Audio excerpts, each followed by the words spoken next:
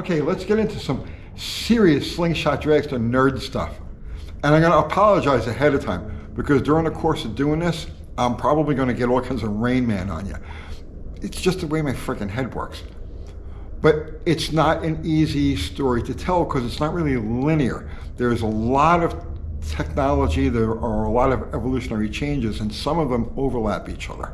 So it's difficult to lay it all out in one smooth line. Let's go for it anyway. Slingshot Dragsters. Everybody loves Slingshot Dragsters.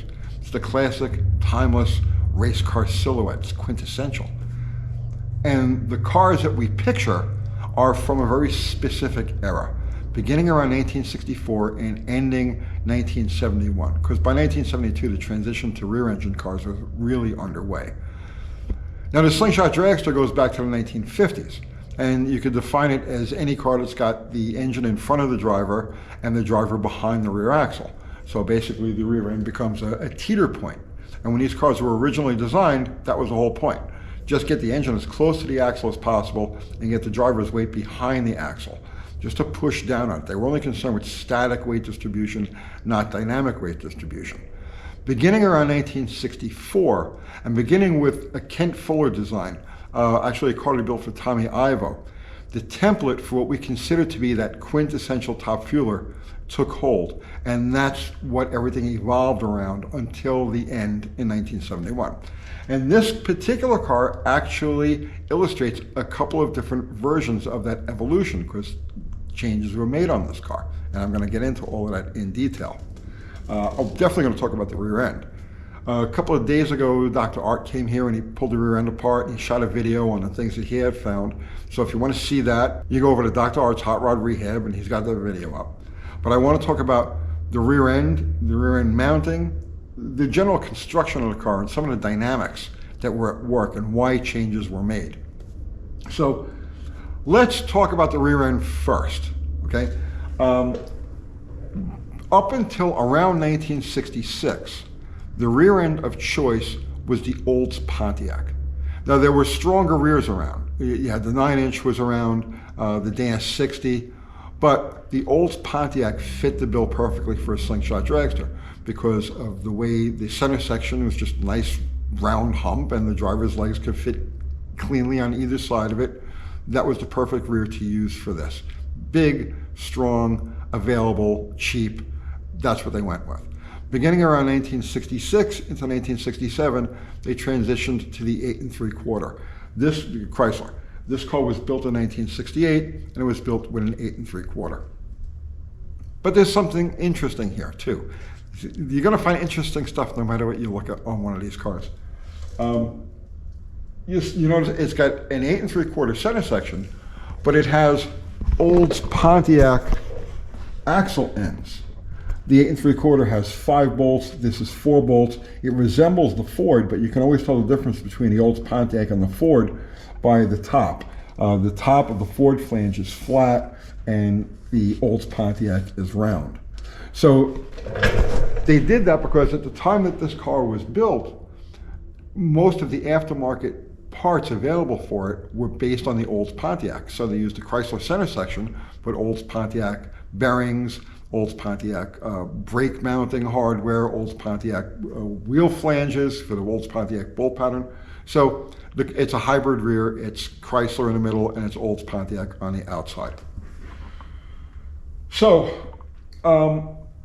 this car has, well, Dr. Art pulled the rear end apart, and as it turns out, it's a spool. So first, it's a standard 8 3/4 center section. It's a 742, which tells me that this is probably the original center that came in this car, because cars built from 1969 and 1970 would have used a 49 case, which was an upgrade to this, and that's what would have been used. But given 1968 build, that 742 is probably the original one. Got a 391 gear, and it's got a spool. All right, so now we need to talk about this because this is a key element to these cars. Okay, before I get into that, I have to cover a couple of things to really help you understand the bigger picture. Today's nostalgia top fuel cars, the ones that are running out there built for the modern era, resemble these cars, but they're built in a completely different way. They're built around today's tires, today's track surfaces, today's clutches, today's fuel systems, today's blowers. They're built to exist in today's reality. They resemble these cars, but they're configured in a completely different way. They operate under a different set of circumstances, and that's important to understand. The second thing that's important to understand is that when these cars were in service, there was no such thing as track prep. They would scrape the rubber every once in a while, but that was it. There was no glue. They didn't start gluing tracks, prepping tracks the way we know it today, until around 1972, 1973. Like when the Winston money came in, the NHRA just spent it on glue. And it changed the face of the sport drastically. So these cars were built and designed, and this one specifically, to operate under a completely different set of circumstances. And that's why they had open rears. So the easiest way to understand this, now there's a couple of factors to this. The easiest way to understand this is picture driving your car. You get in your car and you stand on the gas and it's got an open rear. It'll spin the right rear wheel, because that's the one that gets unloaded by torque reaction. It'll spin the right rear wheel and it'll go straight. But now lock the rear. Now put a short grove or posi traction in it or a spool. Lock the rear and do the same thing. And now the car is all over the place and you've got to steer it to keep it straight as it's spinning the tires. Same exact thing happens with a dragster. If it's got an open rear, an unlocked rear, one wheel can lose traction, spin a couple of revolutions, but it won't try to steer the car. Now on these cars from this era, that was very important. They had no weight up front at all. They all used a 3 or 4 5-gallon fuel tank that would be placed someplace in the middle, relatively close to the engine, and they only needed that volume of fuel because they didn't do burnouts back then. They would just fire the car, stage, and go. So the bigger fuel tanks and the heavier weight that goes with that fuel and the placement of it further in the chassis didn't happen until after this car was built.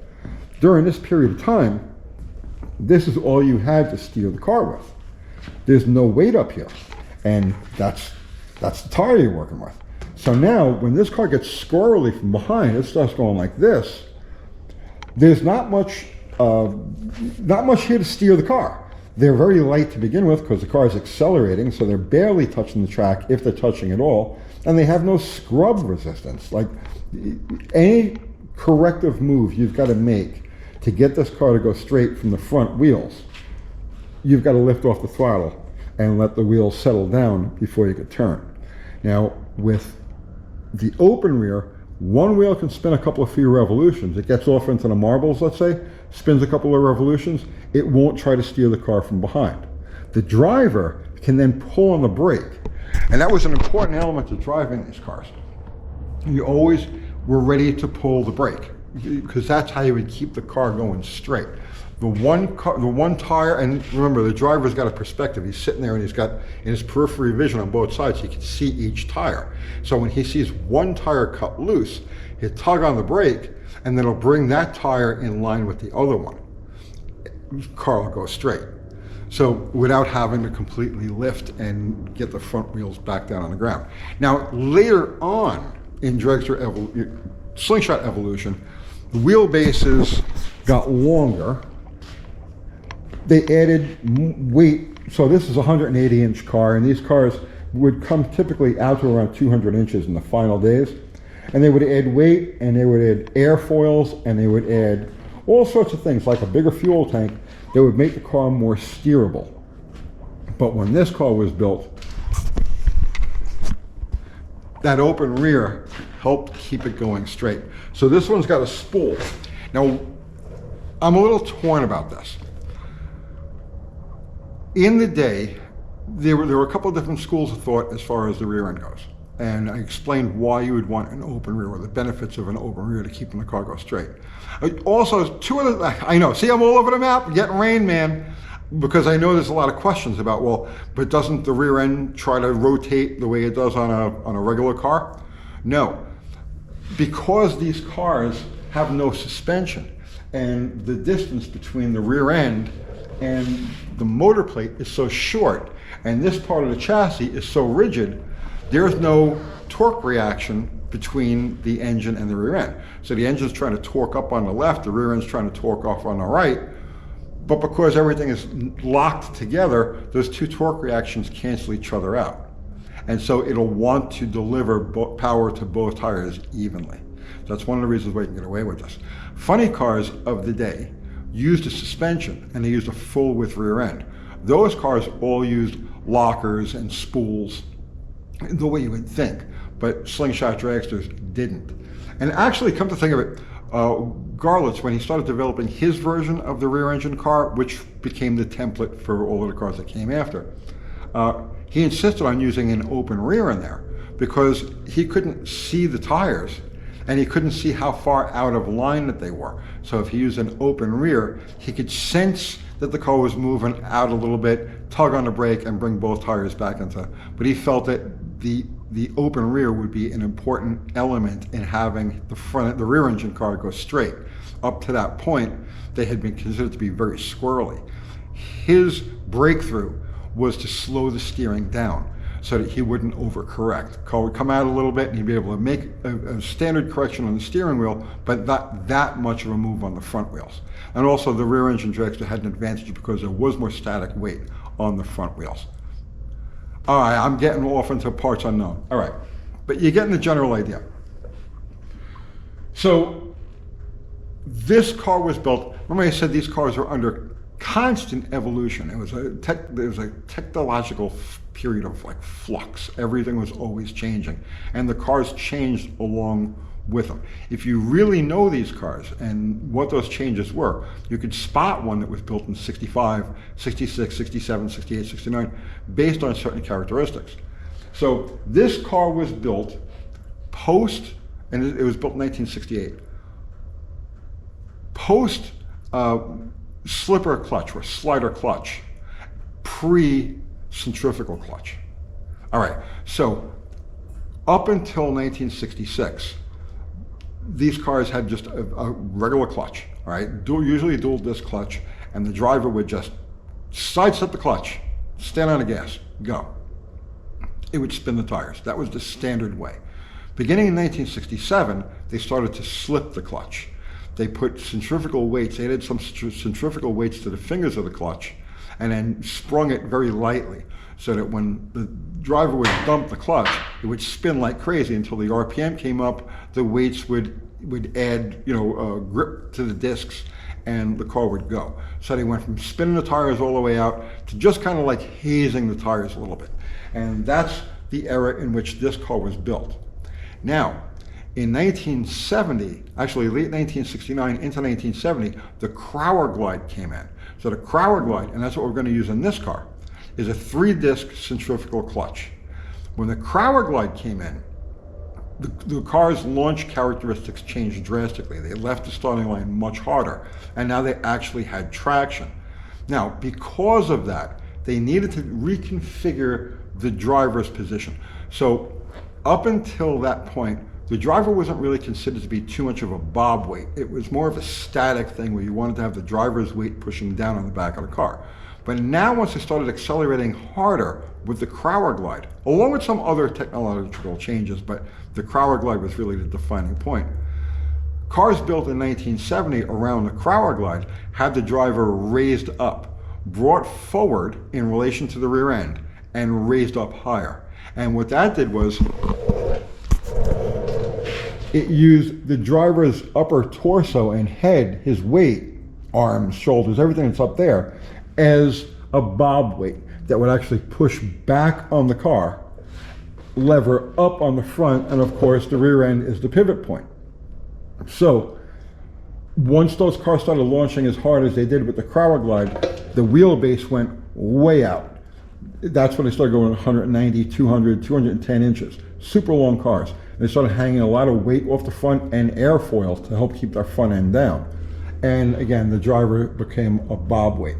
This car here went through a series of modifications, and I could tell you that they were done between during the winter of 1970 into 1971, all right? Well, because they wouldn't make mid-year changes to a car like that. They would wait till the end of the season. So this car was originally built for that slider clutch deal with the rear end in this position. So here are the two original mounting points, and this is the original rear end upright.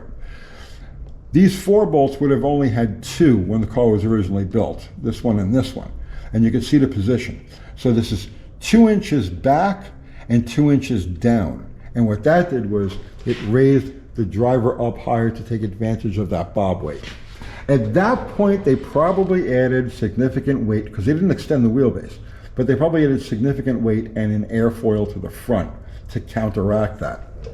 So here's a modification that was made to upgrade the car to that 1971 spec, or 1970-1971 configuration with the Crowler glide. Now, when they moved the rear end back and down, now remember, when these cars are constructed, the way it happens is the builder takes the rear end, fits it in a jig, runs a tube from the pinion straight forward through the engine block, which represents the crankshaft, and then the distance out and the distance up and down, or dump, and dump is defined by how far down the engine is in the front, is all determined. Now, when they moved this rear end back and down, they decreased the amount of dump. So remember, everything has to stay in a straight line. They moved down and back, right? And then here's the original motor plate mounting point. They didn't have to change this at all, but if you look at the motor plate, you can see that at the bottom, it's kicked out. So they changed the mounting point to the bottom of the motor plate to change the pitch to match the new position of the rear end. And you can see where it's kicked out here, and as you go up, it tapers in. So that's the first stage of evolution that this car went through. Also, they added these mounts to canard wings. And this was something that came in right around 1970. Middle of 1970, they started experimenting with these canard wings.